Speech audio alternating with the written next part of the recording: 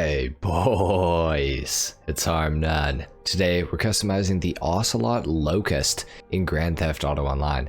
Now I honestly don't think that I've ever seen anybody driving this car, and I've definitely never customized it before, so I'm kind of excited to do this. It's not often that I get to drive and customize a car that I've never customized before. So to start off with, we're going all the way up on the armor, of course the brakes as well for sure. For the engine, all the way up again. For the exhaust, we have a few customization options here.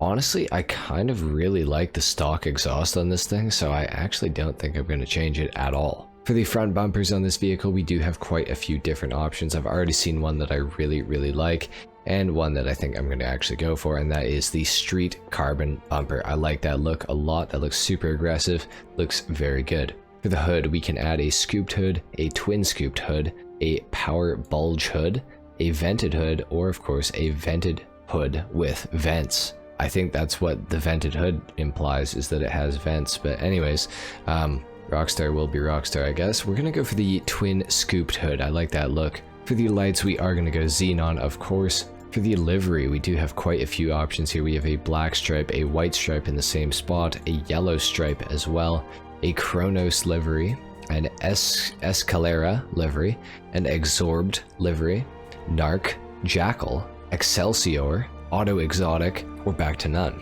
Honestly, I kind of like the yellow stripe on this, so I think I'm going to go for the yellow stripe to start off with. At least we might change that later. For the plate, we are going to go yellow on black. For the respray, now this is where things are going to get a bit interesting. We do have the yellow stripe on this vehicle already. Almost wondering if for the primary color, I should match it up with a yellow. Let's see if we can find the right shade of yellow here. I am colorblind, so forgive me. I do believe that race yellow is pretty damn close to that, so we'll go for race yellow. Then for the secondary color on this vehicle, this is not often that I do this, we could go for a black. And then what we're also going to do is remove the pearlescent on the primary, because it makes the metallic black look a little weird, so we're going to go ahead and put metallic black there for the pearlescent. This thing's looking kind of interesting. I'm not sure that I fully like it or not, but it's a start. It's a start.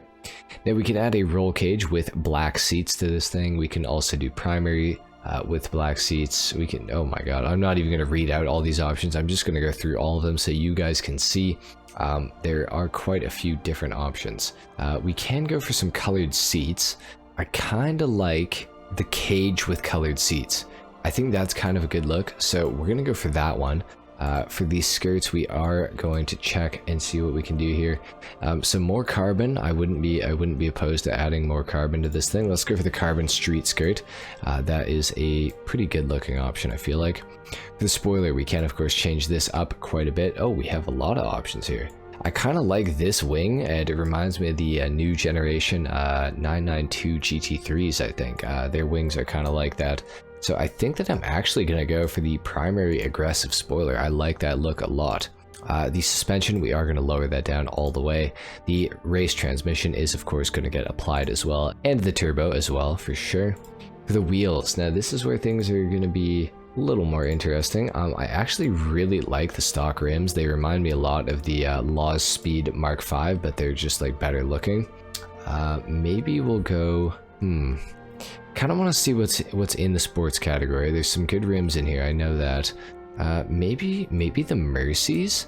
I feel like the Mercies work with this car for some reason, so we're going to go ahead and select those. Now the color, we could go for a black. I think we will, just to add some more black to this car. I think it actually needs it, so we'll do that. We will go for the bulletproof tires as well. And of course we don't have windows on this thing, so we're done with this customization. It's time to take this thing outside. We're going to see what it sounds like, and more importantly, what it drives like. Okay guys, let's see what this car actually sounds like.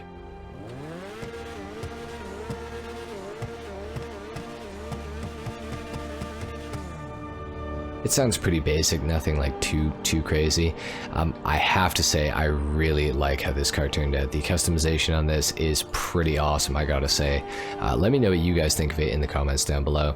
Not sure how I feel about the offset yellow stripe, but it kind of adds something to the car at the same time, so like, you know, it's okay. Now, so far, I have to say the car does feel a tiny bit slow, and I'm starting to wonder if this thing came out with a certain DLC, and if it is a vehicle that suffers from from a certain type of resistance of the engine, perhaps.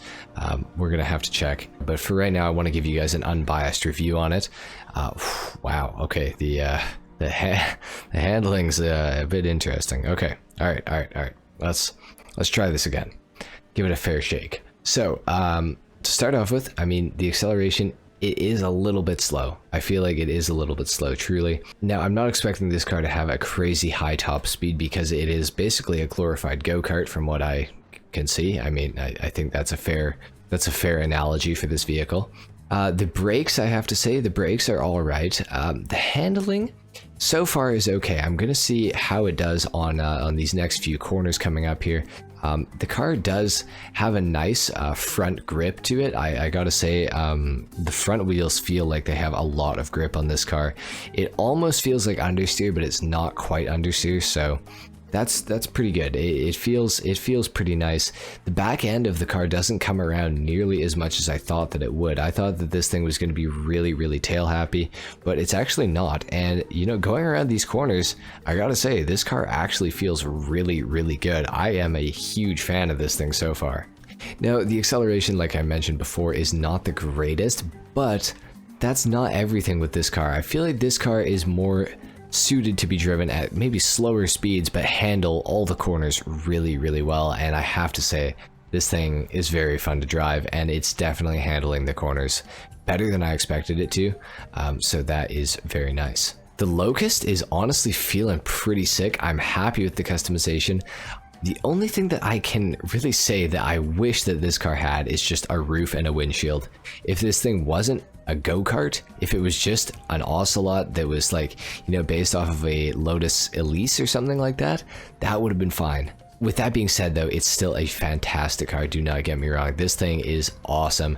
It feels great, the handling is great, it looks great. There's really nothing I can complain about with this thing. I mean, if the acceleration was a little bit better, I'd be happier, but it's not bad in the first place, so I really can't complain. This thing is just a lot of fun to drive. It just eats up these corners like they're nothing. It feels great through every corner. It's, man, this thing is awesome. It really is.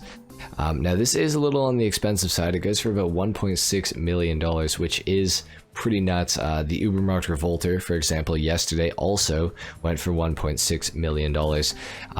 Out of the two, I would pick this thing every single time. It's a much better vehicle. I feel like it's much cooler.